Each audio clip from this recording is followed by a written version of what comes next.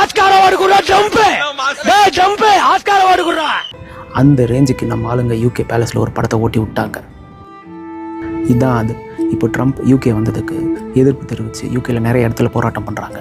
அதில் முக்கியமான போராட்டம் நம்ம ஆளுங்க வின்சர் கேசலில் நைட்லேயும் பகல்லையும் ஓட்டின படம் தான். அது வேறு லெவல் சம்பவம். யாரா இருந்தாலும் ட்ரம்ப் கூட இவனை ஏன் காமிக்கிறாங்கன்னு தானே யோசிக்கிறீங்க. இவன் தான் எப்ஸ்டீன் ஃபைல்ஸ்னு அடிக்கடிக்கு அமெரிக்கன் மீடியாவில் காமிப்பாங்க. ஒரு சில பேர் அந்த நியூஸை பார்த்து தெரிஞ்சிருப்பீங்க, அண்ட் ஒரு சில பேர் அந்த நியூஸை பார்த்துட்டு கடந்து போயிருப்பீங்க. இது நாம் எல்லாரும் தெரிஞ்சிக்க வேண்டிய விஷயம். அண்ட் யூகேக்கும் இதில் ஒரு சம்மந்தம் இருக்குது. நான் அவன் கதையை சொல்ல போகிறதில்ல, ஆனால் ஒன்று சொல்லிக்கிறேன்.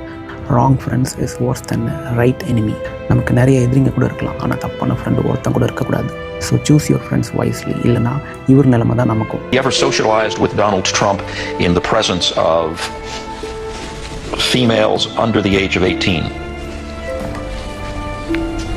No, I'd like to answer that question. At least today, I'm going to have to assert my 5th, 6th, and 14th Amendment right, sir. பார்த்தீங்களா, இவன் இப்போ ஜெயிலில் சூசைட் பண்ணிட்டான்னு சொல்கிறாங்க. அதை நீங்கள் நம்புறீங்களா? நெட்ஃப்ளிக்ஸில் இவனோட டாக்குமெண்ட்ரி இருக்குது, போய் பாருங்கள். See you. Bye bye.